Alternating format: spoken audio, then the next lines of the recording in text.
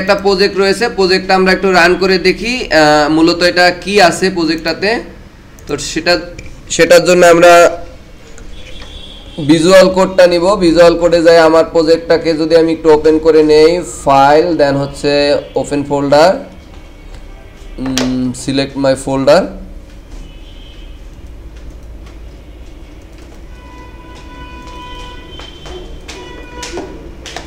ওকে।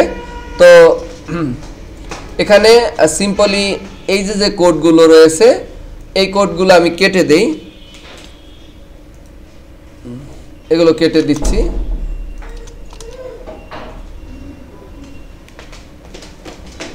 তো এগুলো কেটে দিচ্ছি।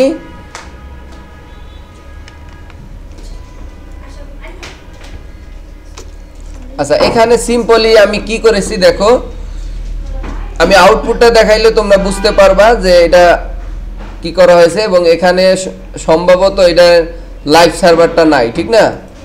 তো এই জন্য কষ্ট করে একটু লাইভ সার্ভারটা আবার করে নিই। আচ্ছা, লাইভ সার্ভার তো আসবে না, যেহেতু পিএসপি, তো এই জন্য লাইভ সার্ভার আছে বাট পিএসপি এই জন্য আসে নাই। আচ্ছা, এখন আমরা এখানে লোকাল হোস্ট, তারপরে লোকাল হোস্ট কোর্স, ঠিক না? তো এটা আমরা দিলাম, দেওয়ার পর এই যে হলো আমাদের আউটপুটটা, ঠিক আছে? এখন দেখো এগুলো কোনো ডিজাইন করি না, কিভাবে করলাম, আর ইউআইটা মনে হয় দেখার দরকার নাই। তারপরে আমি একটু আলোচনা করি। আমি মূলত এই যে ফর্ম নিচ্ছি, যেহেতু ফর্ম ছাড়া তার আমরা সাবমিট বা পোস্ট বা গেট করতে পারবো না, রাইট? তো এখন দেখো এই যে আমি একটা ইনপুট গ্রুপ নিয়েছি, তার মধ্যে একটা লেভেল আর একটা ইনপুট নিয়েছি, তারপরে আমি ইনপুট গ্রুপ নিয়েছি, তার মধ্যে একটা কোর্স আউটলাইন লিখছি। যেমন একটা কোর্সের অধীনে, যেমন আপনাদের কোর্সের নাম কি, full stack web development, right? এখন এটার আউটলাইনগুলো কি রয়েছে, HTML, CSS, bootstrap, JavaScript, jQuery, PHP, SQL, এবং এখন আমরা SQL বা PHP শিখতেছি, এবং ওয়ার্ডপ্রেস আছে। তো এগুলো আউটলাইন। এই আউটলাইনগুলো যদি আমরা এই যে মোটামুটি যেমন 3-4টা দিছি, এইভাবে আপনারা যে কোনো আরো বাড়াইতে পারেন। এবং আমরা চেক বক্সটা কিভাবে লিখছি এটা একটু যদি পর্যালোচনা করি, এবং যেহেতু চেক বক্স মানে একটা ফিলের মধ্যে আমরা একাধিক কি নিব, ডাটা নিব না, কারণ 5টাও তো ক্লিক দিতে পারে, এই জন্য এই ধরনের নেমগুলো, কারণ আমরা তো নেম ধরেই মূলত দেই নাকি, কিন্তু এই নেমগুলো কি আছে, অ্যারে নেম, রাইট? এই যে সামনে ব্র্যাকেট আছে, থার্ড ব্র্যাকেট, মানে এটাকে বলা হয় অ্যারে নেম। আচ্ছা, এখন এইটা নিয়েই মূলত আজকের আলোচনা, আমাদের মূল ফোকাসটা। তো এখানে যেগুলো আছে, আমার বাটনের নাম দিছি কি, দেখো বাটনের নাম দিছি সাবমিট। তাহলে আমি সাবমিট বাটনটা নিয়ে আমি উপরে যদি তোমাদেরকে এখন পিএসপি কোডটা কিভাবে আমরা ডাটাগুলো লাস্ট ফিনে, এবং এইটা টেবিলটা খোলা নাই, আমরা টেবিল খুলবো না, তোমরা নিজেরা টেবিল খুললে তারপর বাসায় যায় করবা। শুধু এমনি কিভাবে ডাটাগুলো ফেস করে ধরে এগুলো সব আমরা শিখিয়ে দেবো, আর ইনসার্ট করা তো ইজি, তাই না? তো এখন আমরা ফার্স্টেই কি করব, পিএসপি ব্লকটা নিব, রাইট? তো পিএসপি ব্লক নিলাম, পিএসপি শুরু শেষ করলাম। এরপরে আমাদের কি নিয়ম কি বলো? অবশ্যই আমাদের যেহেতু এখন ডাটাবেজের কোনো কানেকশন নেই, এই জন্য কানেকশন ঘটাইতে হবে না, আমরা শুধু ডাটাগুলোকে ধরবো, ক্যাচ করবো, আর ক্যাচ করলে তো আমরা অবশ্যই ডাটাবেজে নিতে পারি, সেটা অলরেডি শিখেছো সবাই। তো এখানে যে আমরা ইপি সেট, এরপরে কি আমরা দিব, ইপি সেট ফাংশন দেওয়ার পরে আমরা এখানে যা কি লিখবো, $_ পোস্ট, আমাদের যে বাটনটা, অর্থাৎ যেটার উপরে আমাদের ক্লিক করার পর কাজটা হবে, তো সেটার নাম কি, সাবমিট। আমরা অলরেডি সম্ভবত কপি করে রেখেছি। তো এটা দেওয়ার পর এই কোডটুকু লিখলে, এটা দ্বারা হচ্ছে কোনো কিছুর উপর ক্লিক করলে, আমরা জানি ইপি সেট, ইপ দ্বারা বোঝাচ্ছে যদি ইসেট হয়, ইসেট মানে ক্লিক পরে কোনটা, এই বাটনটা যদি ক্লিক পরে তখন আমরা কি করব, তখন যা করব সেটা দিব, তাই আমরা ভেরিয়েবলগুলোকে ধরে নিব তখন। তা আমি ওখানে কি কি আছে তোমাদের দেখাই। প্রথমে আছে কোর্সের নেম, তাহলে আমাদের এই যে কোর্সের নেম আছে, আমরা তোমাদের এখানে তো দিব যে আমরা কোর্স, দেখো কোর্স দিলাম, এবং আমরা জানি $_ পোস্ট দিলাম, এবং আমরা ওইটার নেমটাকে এখানে দিয়ে দিলাম, ঠিক আছে? এইভাবে আমরা একটা একটা করে, ওখানে 4-5টা আছে, 4-5টা আছে, এগুলোকে আমরা ধরে নিই। দেখো আমরা ধরে নিলাম। এখন এই পরেরটা আছে কি ভাইয়া, এই যে দেখো যে পরেরটাই আছে কোর্স আউটলাইন। তাহলে এটা কিন্তু একটা অ্যারে, কি এটা নরমাল ইকো হবে না, যেটা আমি পরে বুঝাচ্ছি, এবং কিভাবে ডাটাবেজে আমরা নিতে পারি সেটা আমি তোমাদেরকে দেখাবো। তো তো এটা নিয়ে নিলাম। এরপরে আমাদের আছে এখানে আছে কোর্স ফি। আচ্ছা, কোর্স ফিটা আমরা নিব, কোর্স ফি নেই।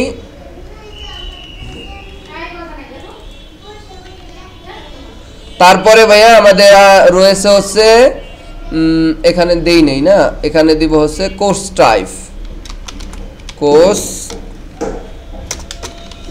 টাইপ, তো কোর্স টাইপ দিলাম। কোর্স টাইপটাকে আমরা ধরবো কোর্স টাইপ, কোর্স টাইপ। আর এরপরে আছে কোর্স টাইপের পরে আছে কোর্স টাইপ আছে, ঠিক আছে। এরপর আমরা হচ্ছে স্ট্যাটাস, এটাও দেওয়া নাই, তাই এটা দিব স্ট্যাটাস। মানে কোর্সটা কি অ্যাক্টিভ আছে, মানে এই মুহূর্তে চলমান আছে নাকি শেষ, তো এগুলো আমরা করব। তো এটাও দিলাম স্ট্যাটাস। এরপরে কি আছে দেখো, এরপরে আছে হচ্ছে ফটো। যেমন একটা কোর্সের অনেক ফটো থাকে, যেমন আমরা ওই যে আমাদের কোর্স যে একটা সার্ভিস বক্স সাজাই রাখছি না আমাদের ওয়েবসাইট, অলরেডি অনেকবার দেখছেন আপনারা। তো সেখানে কি ওই কোর্সের উপরে একটা পিকচার, তার প্রাইস আছে, রিভিউ আছে, এরপরে দেওয়া আছে। তো আমাদের পিকচারটা অনেক সময় দরকার হয়, তো সেই জন্য আমরা এই পিকচারটাও দিলাম এখানে। ফটো আর একটা বেশি আছে, ওটা কেটে দিচ্ছি।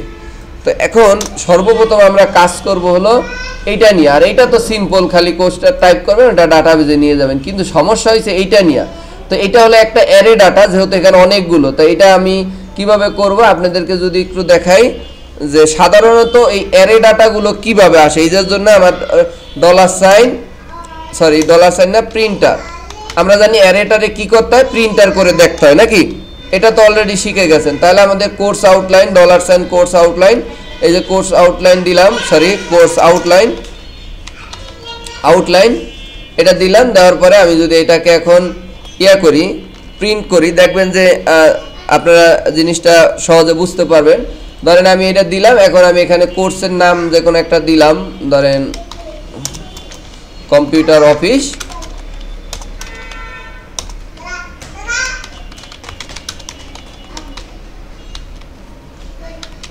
এখন আমি কি এটার অধীনে আছে, MS Word, Microsoft Excel, PowerPoint, এটা আছে। এখন তার উপরে আমি যদি সাবমিট দিই, বাকিগুলাই দিলাম না। তো সাবমিট দেওয়ার পর দেখেন এখানে একটা আচ্ছা, এখানে বলছে যে অলরেডি ফটো, এই যে আমাদের আছে ফটোর এই আনডিফাইন আছে, যাক ওইটা আমি দেখতেছি। এটা কেন আসলো, এটার কারণ আমরা ফাইল দেই নাই, পোস্ট রাখছি। কারণ আমরা জানি হচ্ছে ফটোতে কি দিতে হয়, ফাইল দিতে হয়। হ্যাঁ, না, ফাইল কথাটা লিখতে হয়, যেমন $সাইন_ফাইলস। তো এখন দেখেন আমাদের মূলটা আগে ছিল এইটা, দেখেন এই ডাটাটা কিভাবে আছে, এইভাবে আছে, ঠিক না। তো এখন আমরা ফটোর এই ব্যাপারটা একটু চেঞ্জ করে ফেলি। এখানে হবে কি ফাইলস, এই জন্য মূলত এরকম আসছে। আর এটা ফটোর আমরা জানি দুইটা জিনিস, একটা হলো টিএমপি নেম, আর একটা হলো কি শুধু ফটো নেম। তাহলে টিএমপি নেম হচ্ছে ফোল্ডার যে লাইনটা সেটা বলে, আর এখানে হচ্ছে আমরা দিব হলো TMP_নেম। তো এটা আমরা করলাম। আর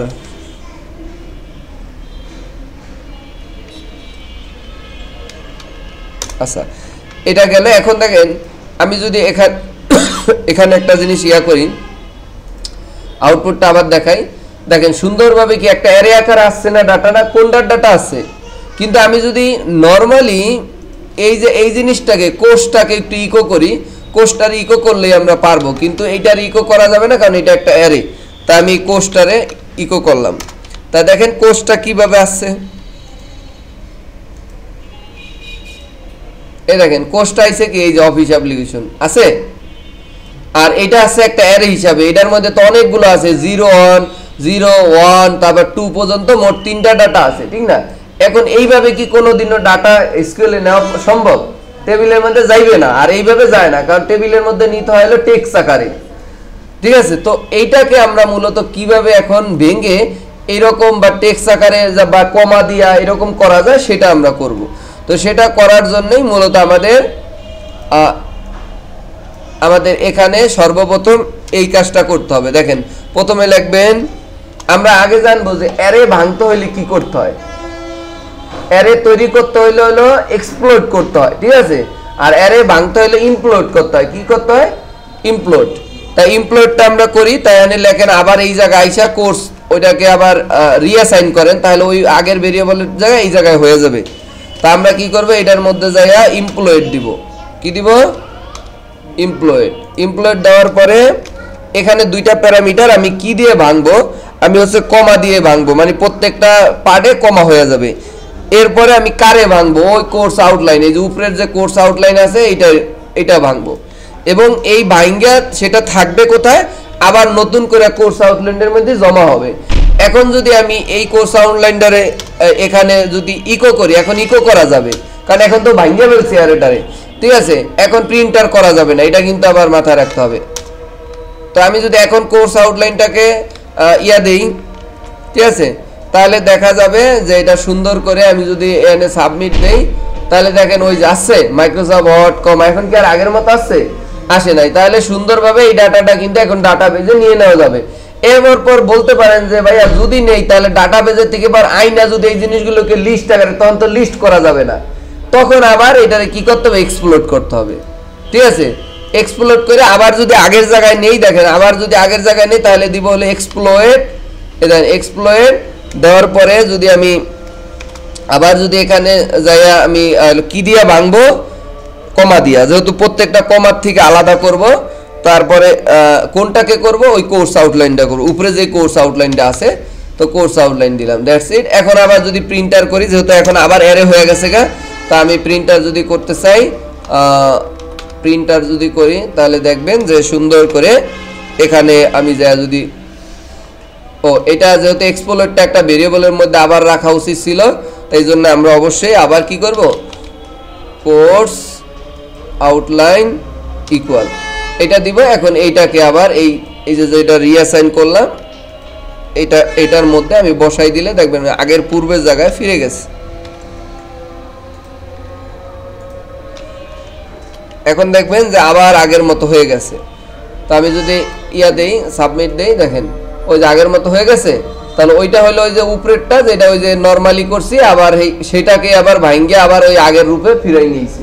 তার মানে একটা দিয়া এক্সপ্লোড দিয়ে আমরা কি করতে পারি, অ্যারে বানাইতে পারি, আর অ্যারে আকারে ডাটা পাইলে সেটাকে আবার ইমপ্লোড করে দিয়ে আমরা ভাঙতে পারি, আবার ইমপ্লোড করে ভাঙ্গা জিনিসটাকে আবার পূর্বের জায়গায় আনতে পারি।